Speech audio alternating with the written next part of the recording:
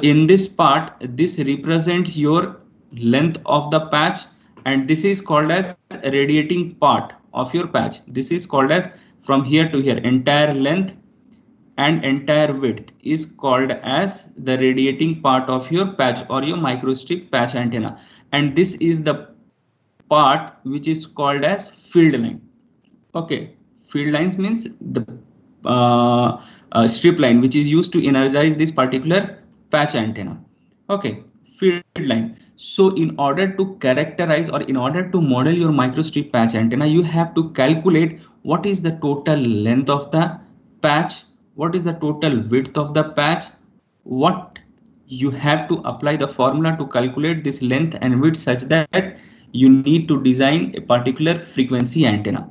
So this del, due to this fringing effect, length is increased. So suppose due to this fringing effects, we have an incremental length of del L on both the sides. Now, in order to calculate the length, we have to see now what are the formulas. In order to calculate width, we have to see what are the formulas. Then corresponding to this length and width, we have to finalize a formula which is used to calculate the resonant frequency of the patch. That means if you want to make a particular microstrip antenna say to operate at 10 gigahertz, then what should be the optimum dimension of length and width we have to design. So this is that insight which is taken into account from transmission line model.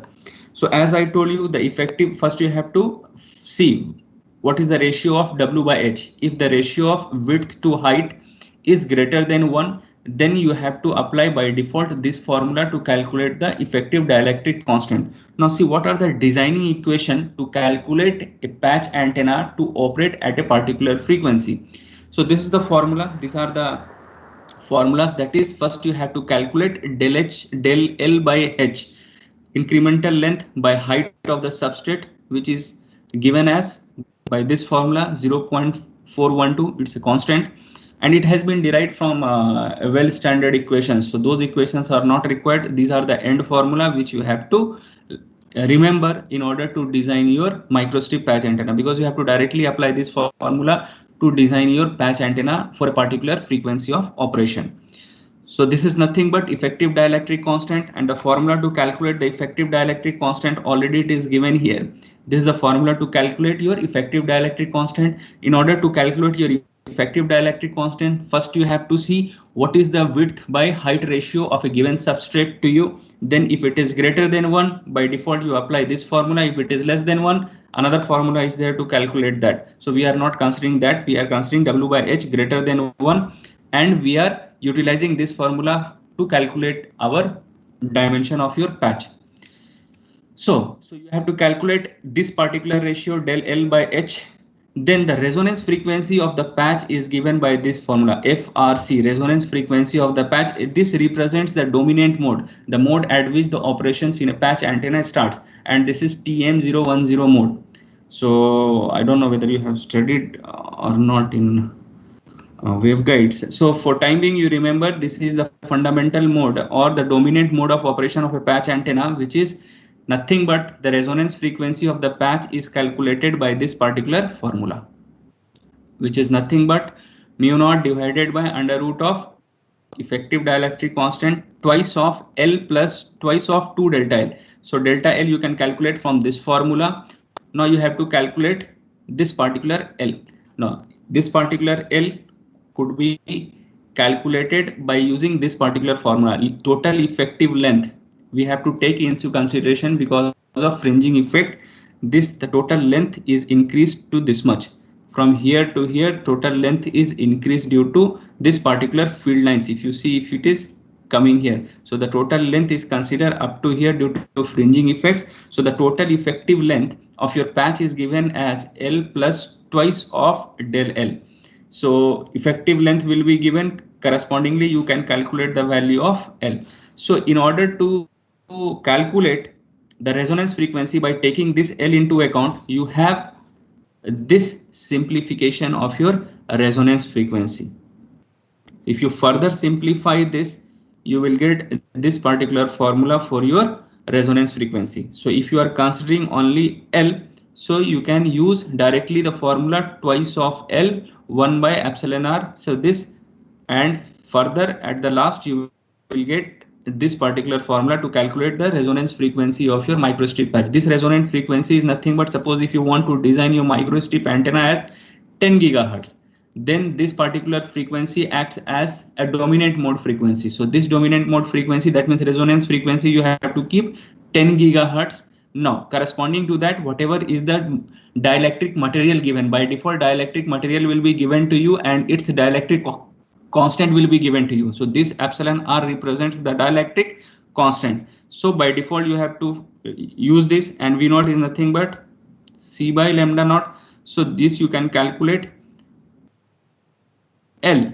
From here you can easily get the value of total length. Accordingly you can calculate the width and you can find out. Now if you don't have this particular suppose it is given in terms of effective length, so this is another formula which takes into consideration of effective length also, and the designing equation for resonance frequency is given as it is. So further if you simplify you will get this, because L effective is nothing but L plus twice of DL, delta L, and delta L you can calculate easily by here this formula. Delta L by H is nothing but directly this formula, where you have to calculate effective dielectric constant also, which is already given by the formula as I have discussed in the previous slides. So these are the equation which is used to design a microstrip patch antenna at a particular frequency of design.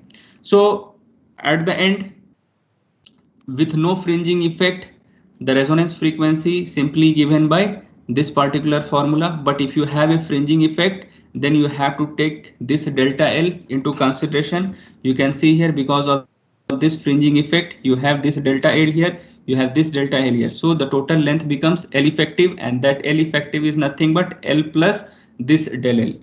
So if there is no fringing effect, directly you will take this particular L. If there is fringing effect, you have to take the entire length from here to here. Fringing effect is nothing but the length of your electric field lines up to where it shows its operation. So these are the two important design consideration frequency to calculate the resonance frequency of operation of your microstrip patch antenna. Now directly we'll see the design procedure. What is the design procedure to characterize or to calculate or to model your microstrip patch antenna? So सबसे पहले we have to specify dielectric constant, resonance frequency, then H by lambda naught. H is nothing but height of your substrate. Lambda naught is nothing but free space wavelength. Epsilon r is nothing but dielectric constant of the substrate. So this will be given to you. If this is not given to you, then length will be given to you. Obviously, if dielectric constant of the substrate is given, then by default its thickness will also be given to you. So we'll see one designing problem. So then based on this, we have to determine width and length so that it could satisfy the frequency of operation. Okay, so same thing, determine W is calculated, width is calculated by applying this particular formula. So these are the design procedure. This will be given to you. Sometimes if resonance frequency is not given, then either width or length will be given. From there you can easily calculate the value of resonance frequency. So either if resonance frequency is given, then you have to calculate width and length by the correspondingly frequency. If resonance frequency is not given, if width and length is given, then correspondingly you calculate the resonance frequency at which that particular antenna will operate. So generally, first procedure is that we have to have dielectric constant value. That means which type of substrate you are using, what is the dielectric constant of the substrate, what is the thickness of the substrate. Based on that, resonance frequency can be given to your question. So like suppose you have design a microstrip patch antenna on FR4 substrate having a thickness of 1.6 mm and dielectric constant of 4.4 to operate at a frequency of 10 gigahertz. So here dielectric constant is given, height of the substrate is given, frequency is given. Now from this you can easily calculate what should be the optima or design the microstrip patch antenna operating at this frequency. That means if they're asking you to design, that means by default they're asking you to calculate width and length of the microstrip patch. So that can be calculated by using this particular formulas. So another method, that is the calculation of width. Now this is the formula to calculate your length. Now take down this question and solve. You note down these formulas first. Calculation of length. You take down these formulas. L is equal to mu naught divided by twice of FR under root of effective dielectric constant minus twice of del L. You note down this formula to calculate length of the patch. You take down this formula to calculate the width. Then you take down this particular formula. This particular formula to calculate your del L by H. Then you take out this formula to calculate the effective dielectric constant of the patch. Take it down fast. First make a note of this formula because you have to design, you have to solve one numerical based on this.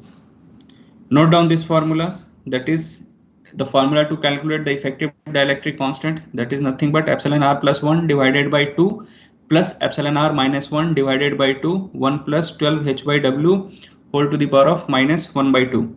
You can use this in denominator, then it becomes a square root. So in order to take it up, it is given minus 1 by 2.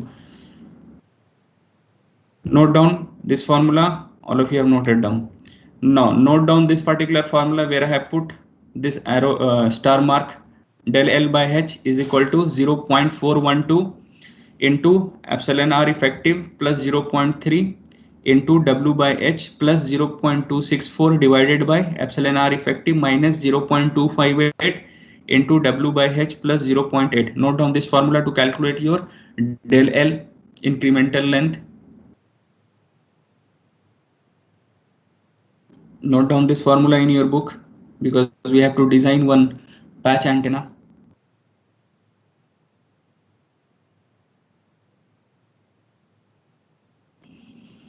Now after noting down, you take this formula to calculate the width. Wherever I have put star mark, width is calculated as using this formula. Note down this formula. This FR is nothing but the resonance frequency. Twice of FR is nothing but the resonance frequency. Epsilon r is nothing but dielectric constant. Note down this formula to calculate the width of the patch. Now take down this formula to calculate the value of length. Again, twice of FR is nothing but resonance frequency, which will be given. Epsilon r effective is nothing but effective dielectric constant. That formula already you have taken. The first is nothing but that formula only. Minus twice of del L. Del L already, del L by H formula already you have taken note. So this is the formula to calculate the length of the patch.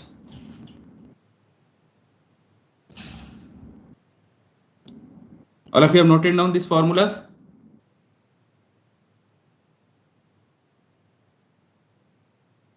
All of you have noted down these formulas. Yes, sir. Answer yes or no? Yes, sir. Yeah. Now solve this numerical. Design a rectangular microstrip antenna using substrate RT Duroid 5880 with dielectric constant of 2.2. This is the value of epsilon r. This is epsilon r value. Height. This is the thickness of your substrate. Thickness of the substrate or height of the substrate is given as 0.158 centimeter. 1 m is extra centimeter. So as to resonate at 10 gigahertz. This is your resonance frequency. Now calculate what they are asking. They are asking you to design rectangular microstrip patch antenna. They are asking you to design a rectangular microstrip patch antenna. So this is your rectangular microstrip patch antenna. A rough diagram.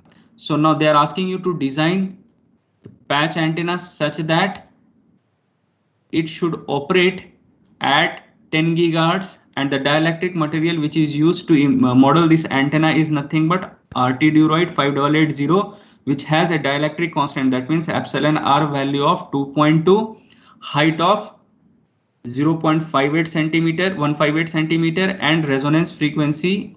This antenna is operating at 10 gigahertz. So you have to calculate now length and width of this patch. Calculate length and width of this patch by the formulas which you have noted just few times ago. Calculate and tell me the value of length and width. I'll give you 5 minutes. You have calculator, you open the calculator and calculate.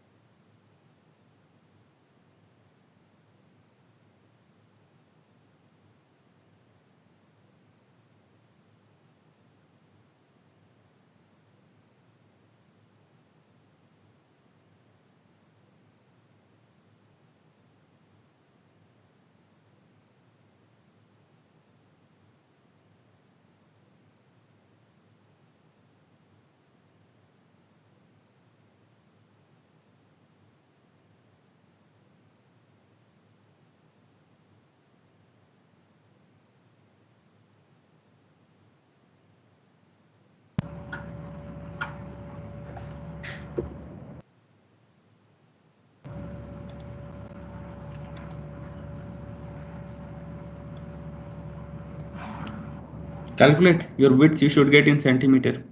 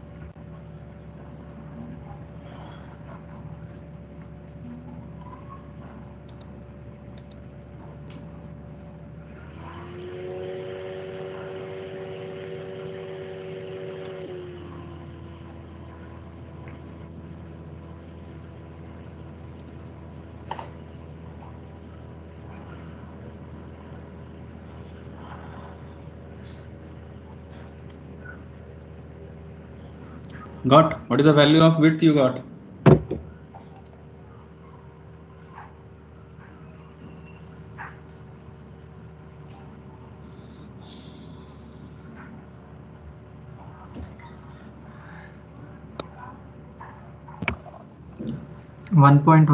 centimeter. Yeah, 1.18 centimeter. So those who are not able to solve, so this is the solution. You can note it down. Directly apply width formula.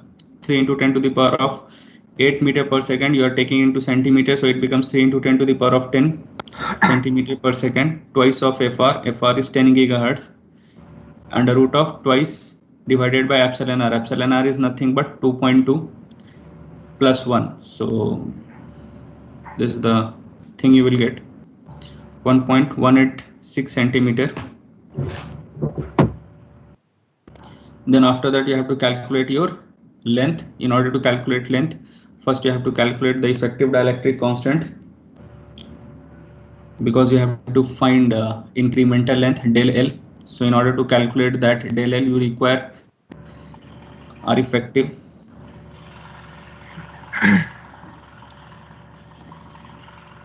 So by using the same formula which is mentioned earlier, you will get the value of effective dielectric constant at 1.9726. Then apply the formula, you will get the total length which you will be getting. Effective length, total effective length is nothing but 1.068 centimeter, and this is how your antenna will look like.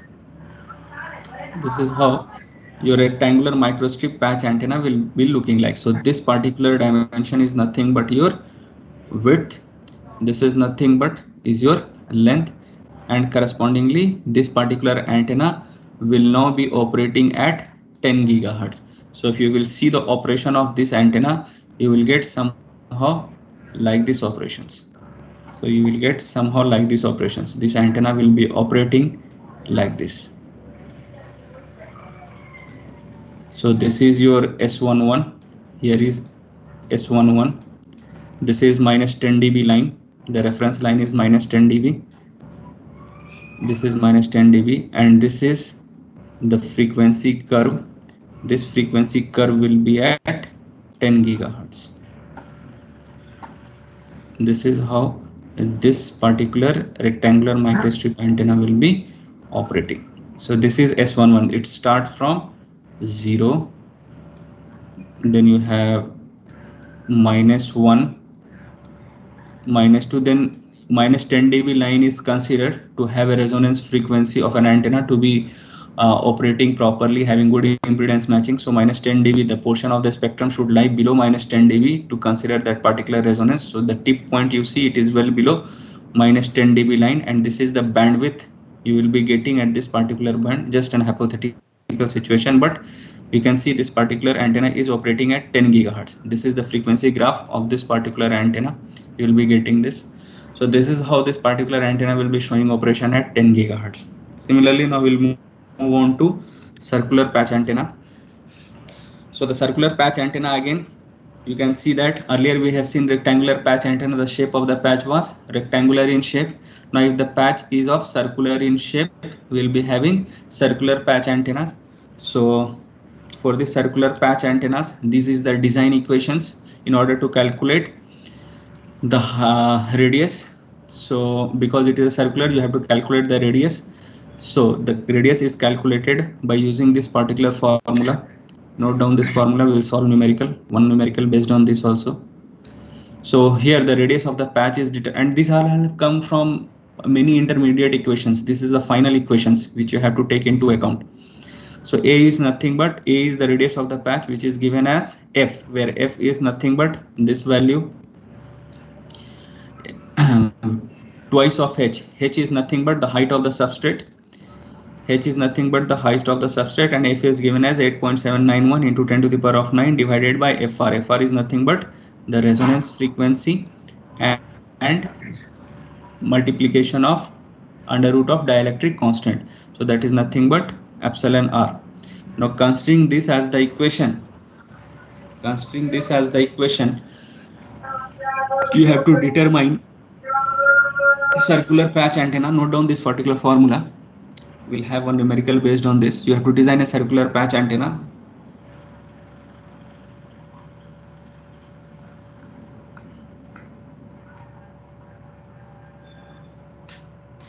Okay, this is your question. So design a circular microstrip antenna using a substrate RT duroid, same substrate, same height, and it is resonating at 10 gigahertz. That means here you have to calculate the radius of the patch. How much radius you have to take to design particular circular patch antenna so that it can resonate at 10 gigahertz. So question is same, just I have changed from rectangular to circular. Substrate is also same, dielectric constant, everything is same since the substrate is same, and it is also operating at 10 gigahertz. Try same question you extend for circular patch antenna. Calculate how much radius you will get.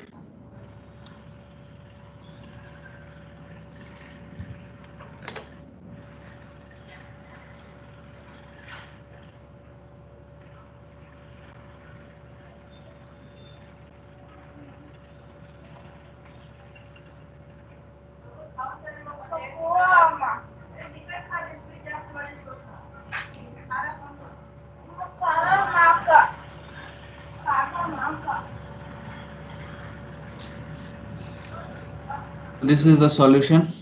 You can note down.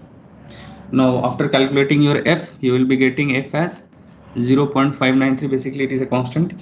So, after using this f in the radius formula, the radius of this patch will be somehow around 0.525 centimeter. This is nothing but this is the feed line. This is coaxial feeding they have applied for your circular patch antenna. So, this is your circular patch antenna. This is a metallic part, basically is made up of copper. So you can see this is a circular patch antenna of this much radius, and this particular gray color which you are seeing is nothing but the substrate. Again, same, this antenna is operating at same frequency as I have told you, 10 gigahertz. This point 10 gigahertz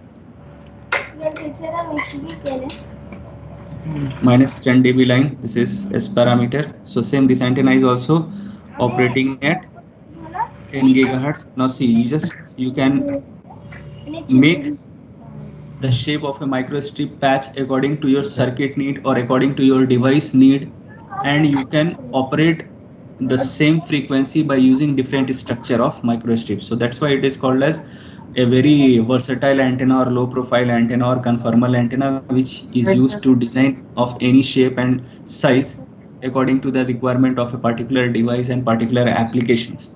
So same antenna rectangular you have seen, and the same antenna now you have seen in circular manner how it is molded, and it is operating at same gigahertz frequency. So this is the versatility of your microstrip patch antenna. So sometimes if you are using different what you call structure of cell phones, like some big cell phones, small cell phones, so accordingly the antenna size matters a lot. So by using this microstrip versatility nature, you can design patch antenna in such a way that it will suit to any of the size of your cell phones and all. So that's why all these gadgets are becoming small, or whatever, if you see gadgets, now we are moving towards nanotechnology scenarios where we are using nano antennas. So in the coming future, you will be already research have started on the nano antennas. All these are based on this type of conformal patch antennas only. We are going like too much of size miniaturization of all these microstrip patch antenna, so that we can fit in nano device type of gadgets and all.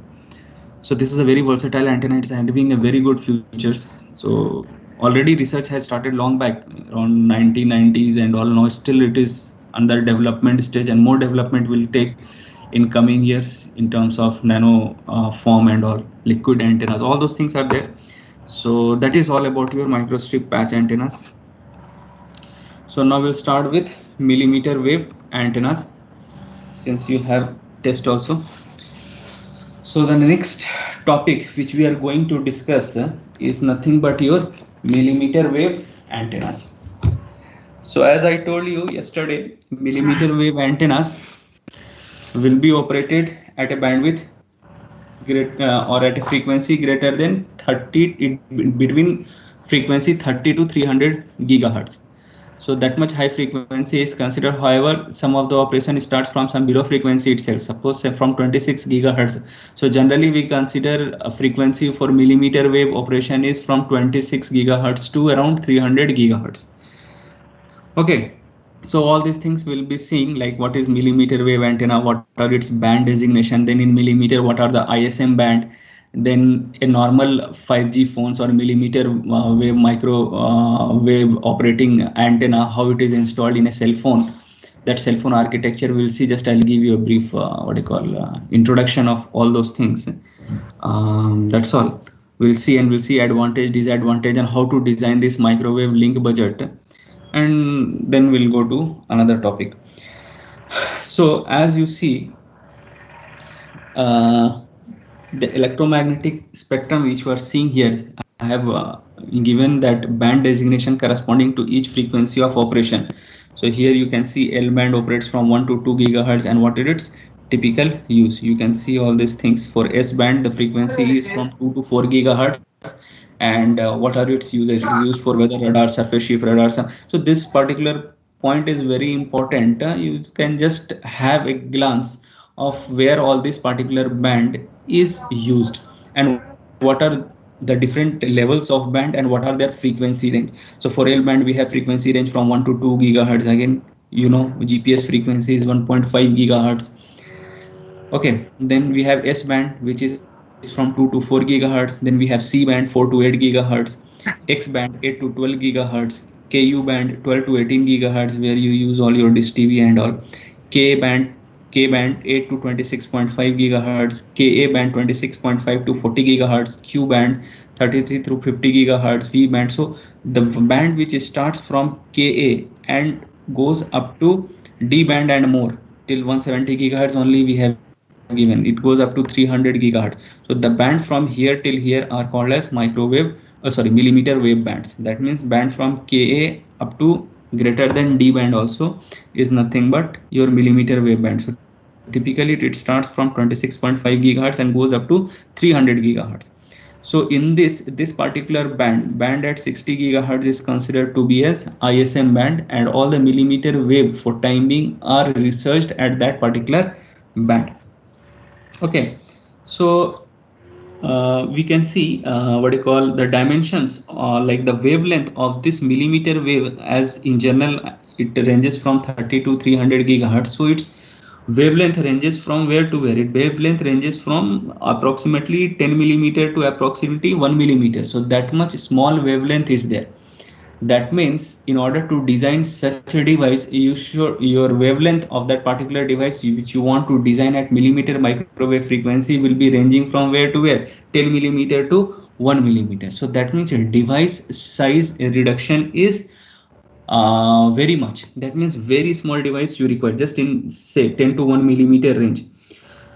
So generally when we talk about what you call this millimeter wave band, as now it is just considered from 30 to 300 gigahertz, but somehow some applications are found at below band, so we take consideration starting from 24 gigahertz also. So 24 or 25, just to take 25 to 300 gigahertz can be considered as the millimeter wave band. Now like you have a question in your mind, so why do we need this millimeter wave technology? Why do we need this millimeter wave technology? Basically it comes under wireless communication. Why do we use? We have already Bluetooth, we have already LAN, we have already WiMAX, we have already GPS. Then why do we need this particular millimeter wave band for operation? Or why do we need millimeter wave technology? Or why do we need millimeter wave devices in future communication? So the reason is that if you consider Bluetooth, how much data rate it will support? What is the data rate of Bluetooth which is there in your device? Maximum in kbps range it will provide you. If you are using Wi-Fi or wireless LAN, it can be increased to megabit per second or some tens of megabit per second. But if you want your data rate to be in gigabits per second, such that you can download anything within a flash. Suppose now you are downloading a movie, within a flash you will download the movie, then you have to go for millimeter wave technology only, because the bandwidth provided is large and the data rate is obviously bandwidth is very large, you will have very good data rate. So it generally the millimeter wave technology will give you gigabits per second. So what you can say, the thorough output is increased. That means the carrier frequency, in order to use this millimeter wave technology, what we have to do? We have to increase the carrier frequency to millimeter wave. So not only that, high resolution radar, high resolution imaging, these are all possible using millimeter wave technology, because they require high bandwidth, high data rate. Suppose if you want to use your this millimeter wave technology to be employed in medical imaging, so there what you require, the first and foremost thing is that you require a quick communication. That means it is not like you have sent the signal and after 1 hour you are getting, that means by that time patient will die only. So what you require a quick reply whatever signal you have sent. So that is only possible when you are using this millimeter wave technology, because the data rates are increased to almost gigabits per second. So in this way, there are, like, in coming future we will be using microwave imaging. All this will be possible when we are going to explore this millimeter wave bands and millimeter wave technology, and it is now being developed also. Many researches are going on, but only the thing is that the cost of deployment of this is more. So that is obviously we cannot ignore that. So that factor is also is taking into consideration. But now the boon will come once we are moving ahead towards millimeter wave technology. Already research have been started. Many research nowadays is going on in Germany, in US, UK about this particular technology, and already they have deployed some of the testing scenarios to implement this wireless communication over this particular frequency. So very soon, by the time you get graduated or something like that in next 4 5 years, you'll have this particular technology at least for some of the commercial applications. So let us see like what basically this technology is. So this particular technology have many advantages, okay, which we don't have at normal microwave frequency. So we'll see all this thing one by one. So this is a basically I have taken an example of a transmitter and receiver circuit of a simple mobile phone which needs to be operated at millimeter wave technology. So where you can see we have a transmitting end and we have a receiving end. So transmitting end consists of what? 60 gigahertz millimeter wave continuous wave source that is provided by CMOS technology. Then we have millimeter wave pulse modulator which modulates your incoming baseband signal from here. So baseband signal is provided by using CMOS digital circuitry. So this baseband means your message signal is coming from here. Your carrier is generated by using this 60 gigahertz millimeter wave continuous source. All these two are modulated and is frequency translated from your antenna. So now this is the wave which is being transferred from your transmitting antenna. The same is received by your receiving antenna. The same deconversion take place at the receiver circuit, and this is how your a proposed cell phone would be there at millimeter wave technology. So let us see what basically it is.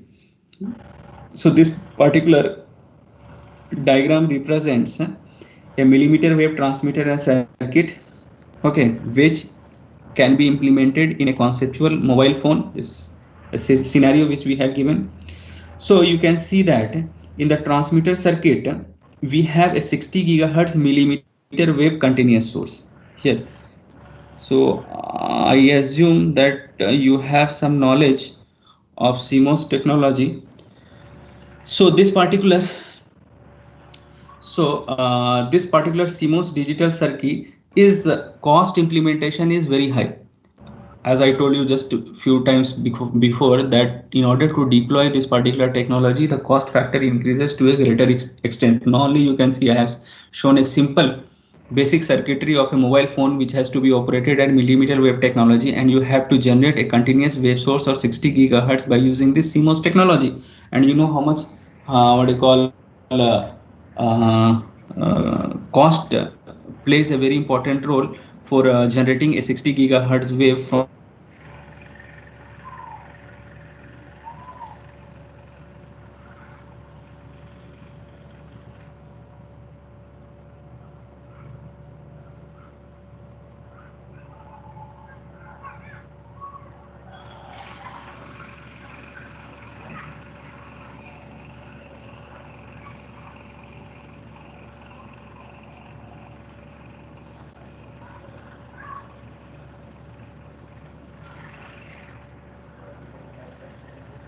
voice now. Connection just now got on. Are you able to hear my voice? Yes, sir. Yeah, connection just now went, so it came back. Okay, again it will go. I don't know why this network is so much fluctuating. Okay, so we have to first what we have to see. So the cost of any millimeter wave system depends on the fabrication procedure of this CMOS technology. So standard technologies in use are germanium, silicon, and gallium arsenide material. So in a group 3 or group 5 like gallium arsenide material, the circuit performance is better, but it is very expensive procedure. So unless we can minimize the cost, it will not be applicable to consumer market. So in CMOS or BiCMOS procedure, this cost is quite low, but unfortunately, CMOS or BiCMOS process, it cannot be used for millimeter wave circuit design. So in this practical or in this particular example, what we have shown here, we can use gallium arsenide or silicon or germanium for 60 gigahertz or millimeter wave generation. And for the baseband part, we can use CMOS baseband. This for generating baseband signal, we can use CMOS digital circuitry. So then after modulation and amplification, it can be transmitted by this particular transmitting antenna, which you can see here. No, you know the difference between baseband signal and band pass signal. Baseband signals are those signals which are limited in power and bandwidth. That is nothing but your message signal. Your band pass signal is nothing but the carrier signal. So generally for modulation, band limited signal is superimposed over band pass signal. So band limited signal you are getting from CMOS digital circuitry. Basically your message signal you are getting from here, and the carrier is generated from this CMOS technology. Both are being frequency.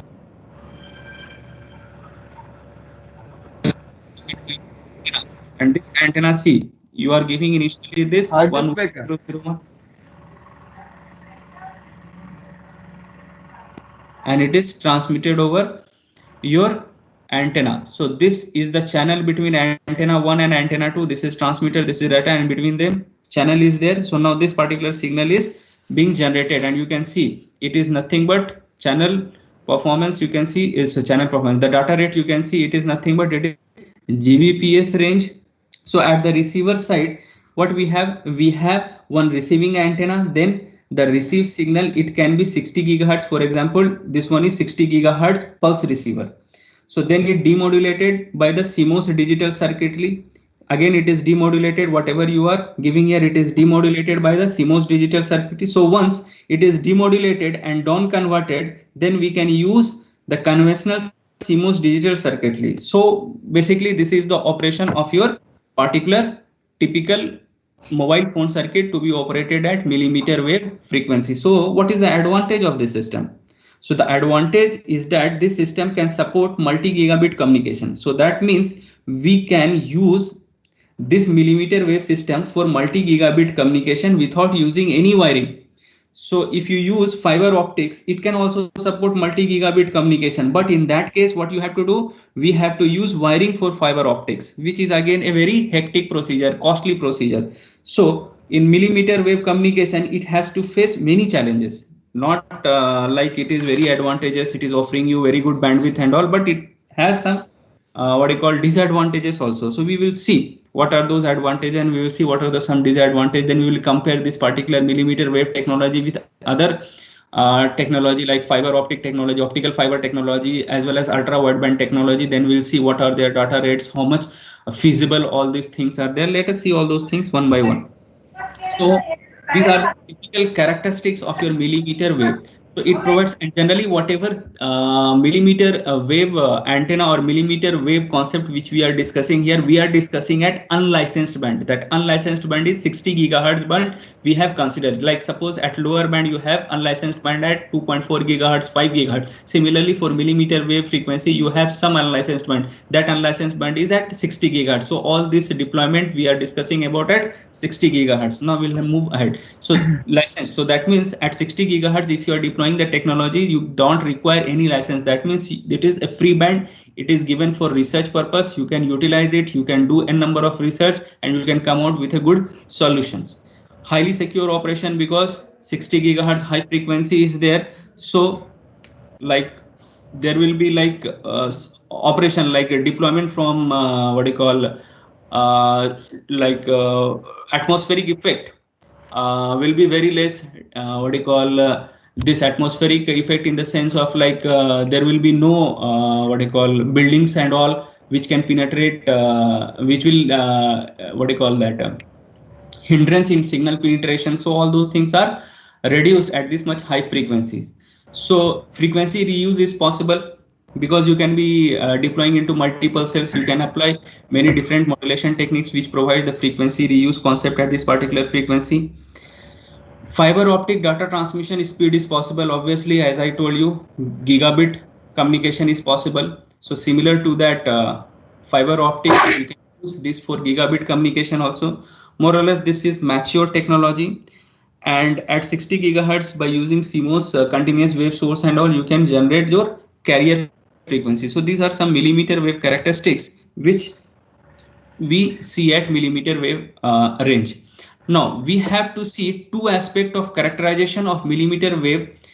First is free space propagation loss and another one is the loss factor. So if you are using a millimeter wave channel that is around 60 gigahertz, so two characterization becomes very important. One is free space propagation loss and another one is your atmospheric loss factor. Loss factor means atmospheric loss factor. So first we will see what is free space propagation. So free space propagation is given by the fundamental Friis equation, that is nothing but the received power is equal to Pt Gt Gr into lambda square divided by 4 pi r square into L. Okay, where Gtx is nothing but transmitting antenna. This you will study in your antennas. This equation derivation you will study antenna. So for time being, thus you remember the total received power in a line of sight communication by Friis is given as Pt Gt Gr. Pt is transmitted power, Gt is received antenna gain, Gt is transmitting antenna gain, Gr is receiving antenna gain, lambda is nothing but the wavelength, 4 pi is a constant, r is nothing but the distance between the transmitter and receiver, and L is nothing but the system loss. So this particular Friis equation is given as Pt Gt, Tx means transmitter, Pt Gt Gr lambda square divided by 4 pi r square into L. So now from this fundamental, and this particular equation is only valid for line of sight communication. It is not valid for non-line of sight communication. So from this, if you are converting this entire thing into dB, then you have 10 log of 10 PTX, 10 log of 10 JRX plus 10 log of 10 GTX into 20 log of lambda minus 24 pi r. You will get this value. So in this, if you are taking out this particular portion represents your free space loss. That means free space loss is given by this particular formula. Free space loss is 20 log of 10 4 pi r by lambda. Okay.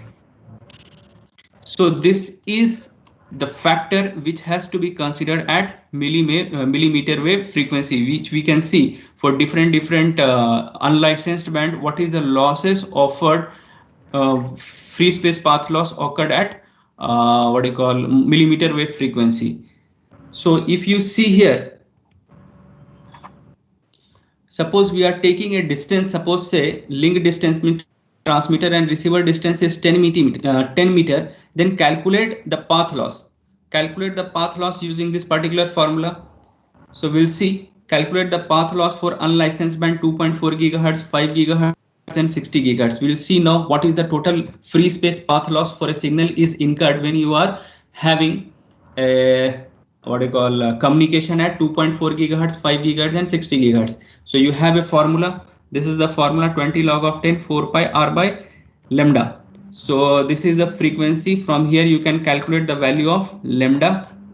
From here you can calculate the value of lambda. From here you can calculate the value of lambda. Then you have r is equal to 10 meter. At this particular range, calculate the free space path loss. That means this is the loss which will be offered by free space over the communication link if you are using or if you are communicating at 2.4 gigahertz, 5 gigahertz, 60 gigahertz. No, or these all three are unlicensed band. So what is the free space loss when you are communicating at 2.4 gigahertz, 5 gigahertz and 60 gigahertz? You can calculate. So after calculation, you will see for 2.4 gigahertz unlicensed by using the same formula 20 log of 10 4 pi r by lambda whole square will get 60 dB. So for 2.4 gigahertz, the free space path loss is 60 dB.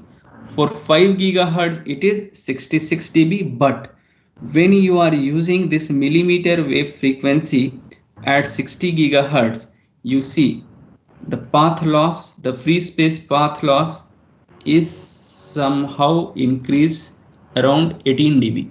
So this you have to take into consideration by designing a good directional antenna and high gain antenna such that this loss should be compensated. Otherwise, the signal strength will decrease. If the signal strength is decreasing, that means your bandwidth bandwidth and the data rate will be hampered.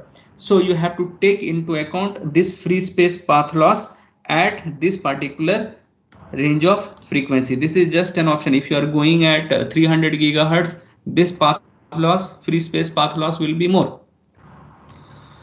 So another form is that that was offered by your free space path loss when you are using that particular channel. Now second losses which occur at millimeter wave frequency is nothing but atmospheric losses or precipitation losses or some scattering effects or diffractions. So at high frequency, see, you have atmospheric gases and attenuations losses, like you will be having water vapor absorption, oxygen absorption at such high frequencies. Then you have precipitation attenuation, rain attenuation. Because of that, you will be having Faraday rotations and all. Then you will be having some blockage due to some path phenomena at that high frequency. Then you will be having some scattering effect like reflection, diffraction, and diffuse particles, bending of signals. All those things you will be encountering at millimeter wave frequency. So this you have to take into account while designing your millimeter wave antennas. So if you see the attenuation versus frequency graph for different atmospheric factors. So this atmospheric factor like water vapor and oxygen. So this is just a typical example how this variation is happening. You can see here. So at the frequency is increasing. So this variation you can see this curve how it is varying. It is almost increasing.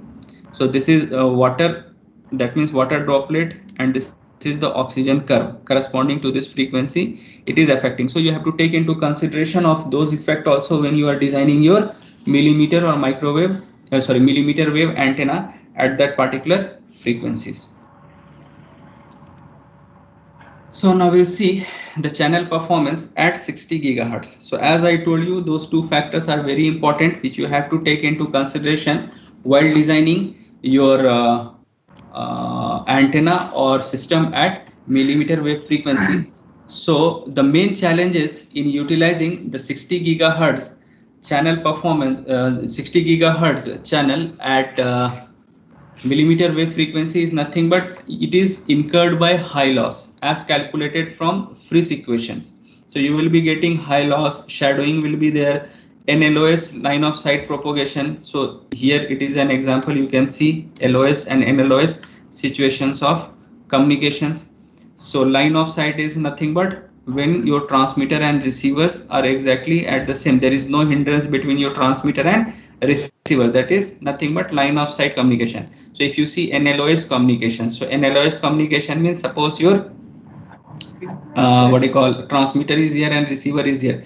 Transmitter is here and receiver is here. What you can see, it is going here, again it is coming here. That means there is no direct communication between your transmitter and receiver. The signal takes successive multiple path and reach to your receiver. Okay, so all these things you have to take into consideration. Now suppose if your vehicle is moving at a higher speed, then in order to maintain the signal correlation with the antenna, it also becomes a very important problem. So that is nothing but that is Doppler shift. And another very important factor which arises at 60 gigahertz frequency is the noise factor. So all these factors you have to take into consideration while designing your millimeter wave antenna generally operating at 60 gigahertz. So you can see a typical example is shown here. When you have a line of sight communication, there are 4 scenarios.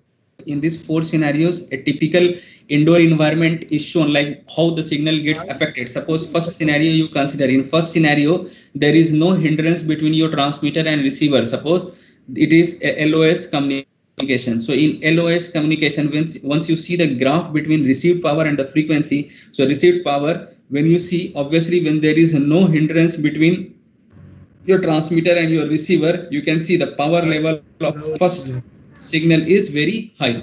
Similarly, if you see, if you have some person in between your transmitter and receiver, if you have some hindrance, some person it is shown here, means some hindrance is there between your transmitter and receiver, then in that scenario what you will be seeing? So you will see this particular signal strength. That means signal strength, this distortion represents the loss in signal strength. It is faded, the signal is faded. Now it reduces to -60 dB. Now if you see this particular scenario, third scenario, one more hindrance is increased. That means more signal level will go down. So similarly, if you can see the signal level of third becomes very worse. But in case of 4, you see that signal transmission is not taking directly from transmitter and receiver. It is taking multiple path. So only one there. That means it takes here and again it bounces back to your receiving antenna. That means some signal strength is preserved, and you can see the fourth option here. The received signal strength is good as compared to your second and third scenario, where you have a direct involvement of interference between your transmitter and your receiver. So this is how you can assume the performance. Same type of scenario can be deployed at 60 gigahertz indoor channel environment, and accordingly you have to design, and you have to see what is the total budget link you have to design such that it can provide optimum communication to your receiver. So we will see the comparison of 3 famous high data rate technologies. The first one is that millimeter wave technology, ultra wideband radio, and optical wireless, optical fiber. So if you see, we have kept the parameters here, advantage, challenges, and all. So if you compare all this technology, what you can see, the advantage of millimeter wave is nothing but what it has it is providing high data rates up to Gbps range, then compatible to fiber optics network at 60 gigahertz. How much compatibility optical fiber provides at 60 gigahertz? Same types of compatibility you can get through millimeter wave technology also, but it is advantageous to your optical fiber in the sense deployment cost is less. So that we will see one by one. So in case of ultra wideband radio, you have low power, even though ultra wideband radio operates from 3.1 to 10.6 gigahertz. Optical wireless, same, high frequency. Millimeter wave, again high frequency. So this ultra wideband radio is having a frequency from 3 to 10 gigahertz almost. Exactly, it is 3.1 to 10.6 gigahertz according to FCC. So in case of low ultra wideband radio, you have low power. It can cover short range communication. It has low data rate. See, as compared to this millimeter wave, where you have 30 to 300 gigahertz frequency, as compared to this will be having less data rate only. So penetration through obstacles in the transmission path, it can go through that. At compared to optical wireless system, obviously analogous to your millimeter wave technology, it has high data rate, and it is unlicensed and unregulated. You can deploy the fiber whenever or wherever you want, but at the same time, cost and other factor you have to take into account. Now the challenge, what is the challenge of all 3 technologies? The challenge is that you have to reduce the cost, you have to reduce the power, reduce the that I discussed, because if you are using CMOS circuitry, so there are various type of CMOS, there are various type of fabrication technology by which you can make your CMOS circuitry. So if you are using the best material, then accordingly your cost will go very high. But you have to at the same time think from the consumer point of view. You have to provide this technology at a minimal rate so that everybody can use it. So at reduced cost, to get best circuit performance at 60 gigahertz is obviously a big challenge. Now in case of ultra wideband radio, you have filter matching problem is there. So there is a trade-off between antenna parameter and other constraint. In case of optical wireless, you have atmospheric losses, because it is a fiber. So based on that, it will have effect due to the surroundings. Then user application is not possible. So no federal rights or protection for the link. If you are deploying, somebody comes and dig it out, the fiber, and cut it out, then it is a big problem. So next one is peer-to-peer, like from where to where you can transfer this. So all can transfer from indoor, outdoor. Indoor, outdoor, it can be utilized anywhere, indoor and outdoor communication system. Multiple access, obviously. Millimeter can be used for both indoor as well as outdoor scenarios, but ultra wideband radio is limited to your indoor applications. Optical fiber is also limited to your indoor applications. Data rate, obviously at 60 gigahertz, 1.25 Gbps data rate you will get, but if you are same frequency, if you are using at 122.5, then the data rate increases up to 10 times. Twice of the frequency, data rate increases up to 10 times. So Similarly, analogous to your millimeter wave application also, your optical fiber will be having around 1.25 around Gbps data rate. But the data rate as compared to your optical fiber and millimeter wave, the ultra wideband radio provides your less data rate. You can see why, because it is just limited to frequency range from 3 to 10 gigahertz, so just max 500 mbps, and that is also limited for short range of communication, like within 10 meter. If you go beyond that, it may work rarely and it will not provide that much good data rate. Obviously millimeter wave you are deploying, so it is also limited to your short range of communication. So indoor maximum range is up to room area, one quiet room area. So for ultra wideband radio, it is up to 76 meter. Generally, it varies from 60 to 75. So at the max, you can use what I call 76 is a typical it's given, but generally 60 meter is more than enough to operate your ultra wideband radio. Then optical wireless at 7 meter up to mobile station and 10 meter up to your dispatch stations. So DC power consumption is high here. The DC power consumption for ultra wideband radio is low, but here it has a specific. You don't have to remember all these things. You have to remember basically what are some of the key factors which can be taken note from all this technology, like suppose data rate, what are their data rates, then what are their challenges, and where to where and till what range it can be operated. So in case of suppose if you see this particular note, you can see here antenna design is one of the main challenge here, because at that particular frequency you have to design a highly directive antenna. Highly directive antenna we should have a very high gain. So deploying a high gain antenna with narrow beam width is a very difficult task to achieve at 60 gigahertz frequency or millimeter wave frequency. So that is very important part, you have to look into it. So that's why this technology is yet to be evolved until and unless good and efficient antennas are being modeled at this particular frequencies. In case of ultra wideband radio, you have some like infrastructure problem. So infrastructure problem plays a very vital role.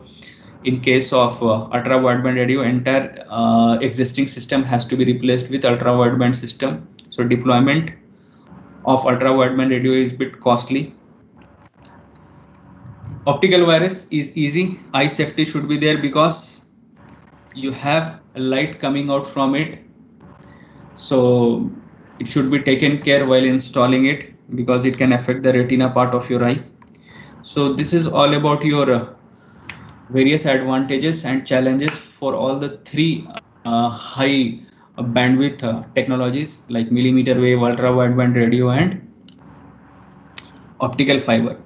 So if you see the worldwide scenario of your millimeter wave technology, so still in India we are about to start, but already some region have developed this particular technology, and they have framed some criteria to deploy and minimum requirement for this type of system. So if we see Europe, so Europe has allocated between the frequency range from 57 gigahertz to 66 gigahertz unlicensed band.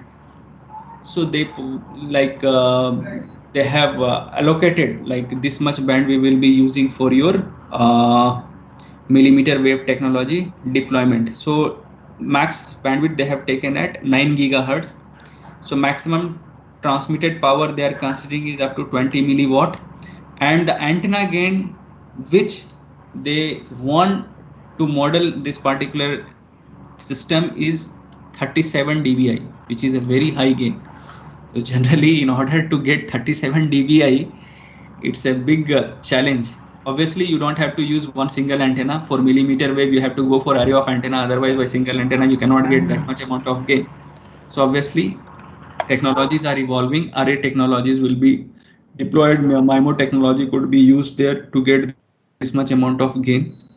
So if we talk about Japan, Japan has also designated a frequency range from 59 to 66 gigahertz for the development of millimeter wave technology.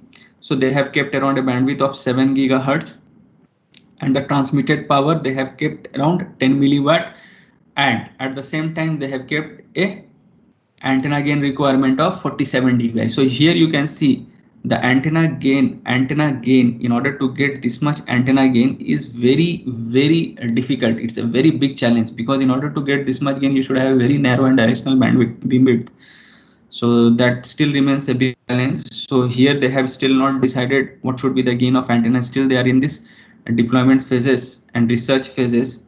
So they have fixed this frequency for Korea, Germany and all. They have more or less, it operates in the same range from max 58 to 65 gigahertz range. All international countries are planning to develop their millimeter wave technology in this particular range only, and like 58 to 65, max 55 to 65 you can consider. So, and India will follow any of these countries. We don't have to do that much research, because obviously, you know. So maximum transmitted power, we have this much fixed for international allocation. For Europe it is around 20 milliwatt, Japan 10 milliwatt, Korea they have fixed around 10 milliwatt. You see the peculiar thing about Korea, they have kept Japan and Korea, if you see the bandwidth is more or less same, power is more or less same, but this particular Japan has framed like a target that they want 47 dBi, but still it is not specified by Korea. Let us see like what they decide in next Science Congress meet. So Germany, same thing. So this is all about the international frequency allocation and the gain requirement of antenna for millimeter wave technology at various international countries.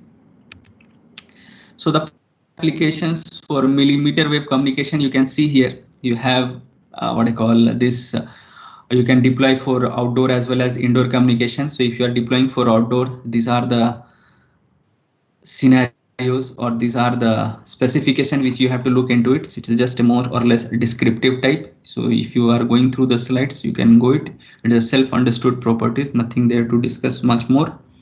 So this was all about your millimeter wave applications and the technology. Now the main important part comes here. How do you define or how do you optimize the power required at millimeter wave frequency? So this is a very what you call important aspect that how do you design, or how you will have a millimeter wave link budget. So basically a link budget is a signal power plan for radio system. Understood? So this tells you what should be the optimum power requirement for a radio system in order to transmit and receive signal through a proper channel, such that it can overcome the channel losses and other various types of losses. So basically a link budget is nothing but is a signal power plan for an entire radio system or a communication system. So in order to have a link budget, these 5 procedures are followed for millimeter wave technology. So this is self-understood. You can see, first thing we have to identify what is the path loss at 1 meter. So you know that formula you have, path loss 0. Path loss 0 means initial loss at 1 meter by default. It is offered as how much? 68 dB by default. We are considering how much? 60 gigahertz technology. So this wavelength power millimeter wavelength we have discussed only for 60 gigahertz frequency, resonance frequency into taking into consideration. So first we have to find out the path loss at 1 meter. So that comes around 68 dB by using this formula. So after that we have to calculate what is the total average noise power per bit in dB. That is given as n is equal to minus 170, and these are the set of standard design equation. You have to exactly follow this equation in order to design your millimeter wave link budget. So you have to remember this properly, because numerical may be asked in your final exams to design a proper millimeter wave link budget for certain specification. They will tell for path loss exponent they will give you, and they will ask you to form a millimeter wave link budget. So this 5 process you have to take into consideration. So average noise per bit has to be considered by using this particular formula, minus 174 plus 10 log of 10 RB, where RB is nothing but, it is in GBPS, it is nothing but system payload bit rate. Now average noise power per bit in dBm is nothing but PN you have to consider. Okay, So this is again given by this formula n plus receiver noise figure in reference to the antenna terminal. All these things will be given to you. You don't have to worry. If it is not given, then if Pn is given, n is given, you can easily find out all these values. So that will be mentioned in question. Then we have to calculate what is the tolerable path loss which you can bear. So that tolerable path loss is given as Pt plus Gt plus Gr minus Pn minus S minus M shadowing minus I. All these things are given here. Pt is nothing but the average transmitted power. Gt is nothing but the transmitting antenna again. Gr is nothing but the receiving antenna again. S is the minimum signal to noise ratio, that is EB by N0, and this will be mentioned. For a suppose if you are deploying any channel, if you are using other than this channel, it will be mentioned what is that S value. M shadowing is nothing but the shadowing link margin, like how much shadowing like building effects and all is there, that will be given to you. Shadowing, that means nothing but shadowing effect. I is the implementation loss, including the filter distortion, phase noise, basically systems loss, you can tell this I. So then by using this all 1, 2, 3, 4, you can decide the maximum operating range. So the maximum operating range by using this particular 1 to 4 equation or 1 to 4 process, you can decide what should be the maximum operating range of your millimeter wave communication, which is given as D is equal to 10 to the power of PL divided by 10N, and that should be in meter, where N is nothing but the path exponent, and for different environment you will be having different path loss experiment and different subject to your scenarios. This you will be studying in your wireless communication, which will be there, but for time being you have to remember for a specific scenario what is the total path loss exponent. So they will provide you. So PL is nothing but the same PL which you have considered, tolerable path loss, and N is nothing but your path loss exponent. So this path loss exponent is given for different scenarios. So for line of sight scenarios, path loss at 10 meter is this much. Path loss exponent is considered to be N is equal to 2, and shadowing link margin is considered to be as 1 dB. This by default you have to understand. If they have asked you to design a millimeter wave link budget for line of sight communication, then these things will not be given to you. By default you have to remember this. Other things will be given to you. They will not give you path loss exponent, they will not give you shadowing. This by default you have to know and you have to design it.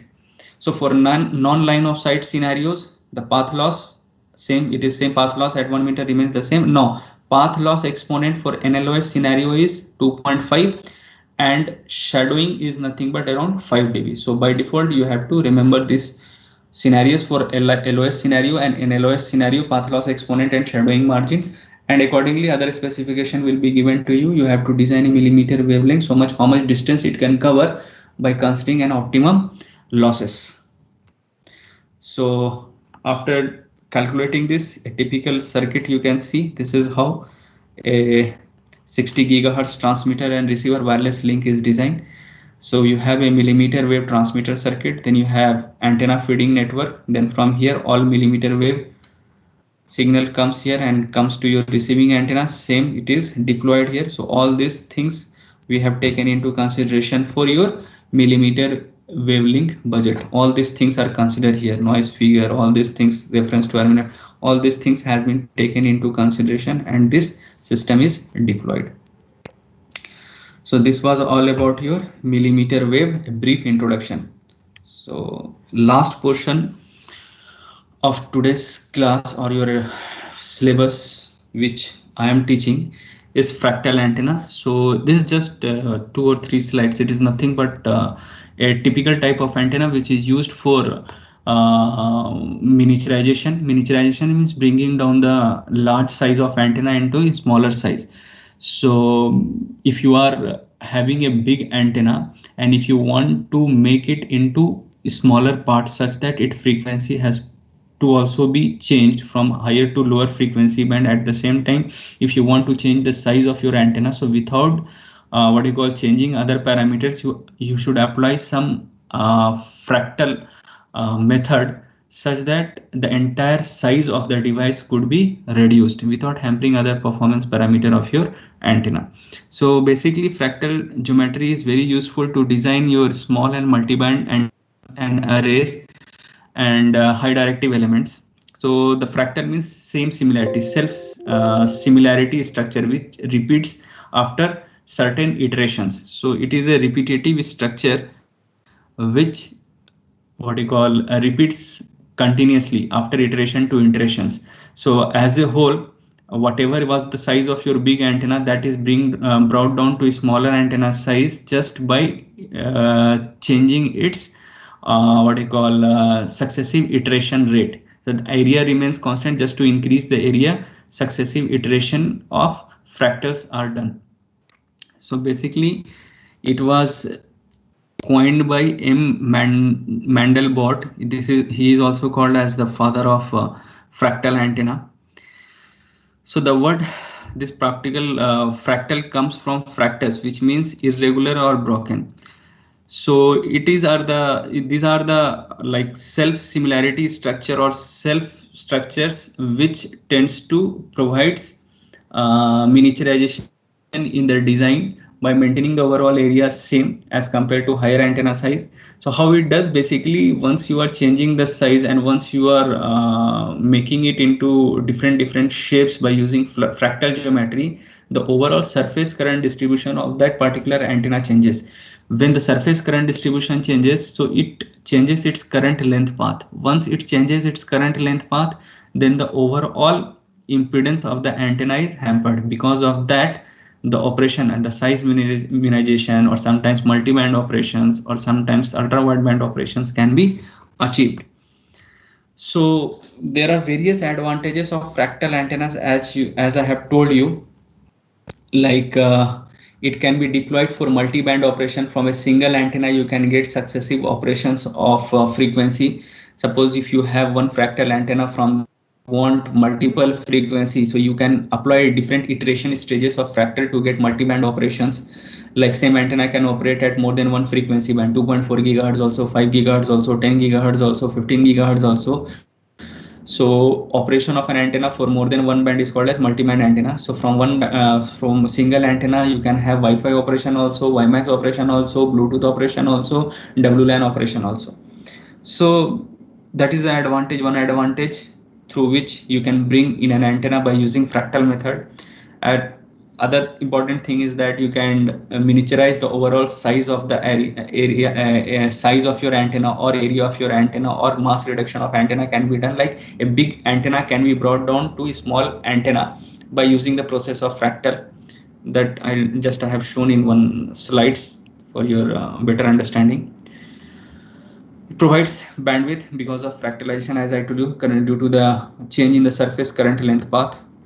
So as I told you, more number of iteration increases in the effective length and decrease in the resonant frequency. If there is a decrease in resonant frequency, size is decreased, that means overall antenna is miniaturized.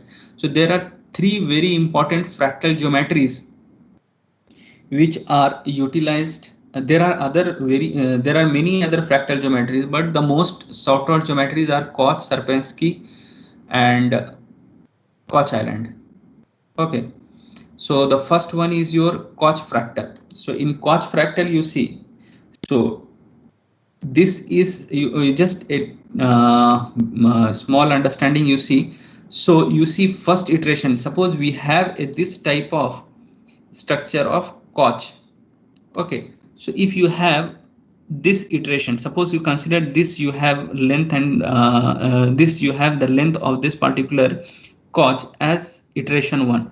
Then by keeping this, now suppose you have a dimension of 1 meter from here to here. So instead of taking this as 10, this particular structure will be broken into a smaller structure in this particular line. If you see here, that means same structure from here to here, that entire structure